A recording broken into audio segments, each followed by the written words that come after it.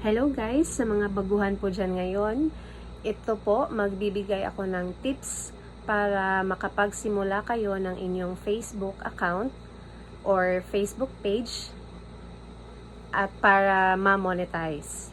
So, syempre guys, unang-una sa mga wala pang Facebook account o di kaya yung inyong Facebook or personal Facebook account ay hindi nyo pa na turn on into professional mode, ay i-turn on nyo na guys ngayon.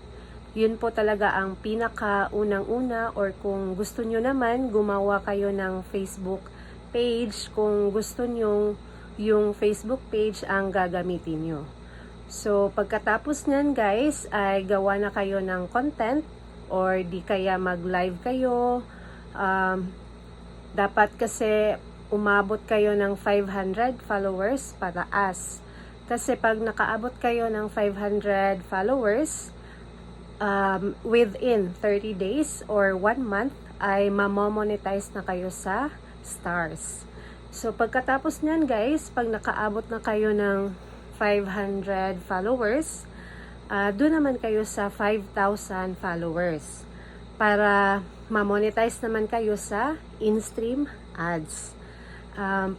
Pag personal account, at saka pag ganun din naman, pag sa Facebook page 5,000 followers sa in-stream ads at 10,000 followers naman pag sa live ads.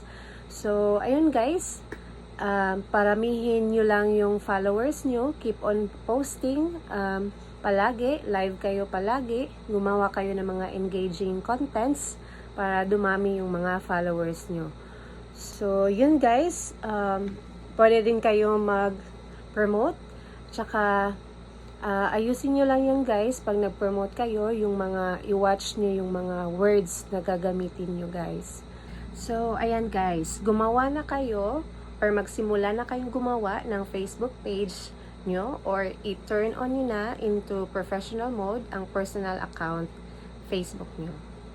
So, ganito lang pag-turn on guys ng professional mode sa personal account nyo. So, click nyo yung tatlong tuldok. Ayan, scroll down. Tapos yan, i-turn on nyo yung professional mode. Punta naman tayo para mag-create ng page guys. Go to your menu, click nyo yung pages. Tapos, click create. Ayan guys, simple lang guys. Ayan, click nyo lang din yung get started. Ayan, so what's the name of your page? Lagyan nyo lang yan dyan, yung page name. Follow nyo lang yung next, at yun na yun siya guys. So thank you for watching.